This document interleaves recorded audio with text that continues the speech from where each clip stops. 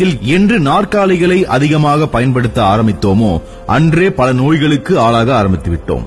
வயிறு சம்பந்தமான பல பிரச்சனைகளுக்கு சரியான செரிமானம் இல்லாததே காரணம். கால்களை குறுக்காக மடக்கி சம்மணம் போட்டு தரையில் உட்காரும் போது இயல்பாகவே ஒரு ஆசன நிலைக்கு நாம் வந்துவிடுகிறோம். இதற்கு சுகாசனா அல்லது பாதி பத்மாசனா என்று பெயர். இந்த நிலையில் அமைதியாக சாப்பிட உட்காரும் போதே செரிமானத்திற்கு தயாராகுமாறு மூளைக்கு தகவல் சென்று விடுகிறது. சாப்பாட்டு தட்டு தரையில் இருப்பதால் நாம் இயல்பாகவே குனிந்து நிமிர்ந்து சாப்பிடும் போது வயிற்று தசைகள் சுருங்கி விரிந்து அமிலம் சுரந்து நாம் சாப்பிடும் உணவை செரிக்க வைக்கிறது.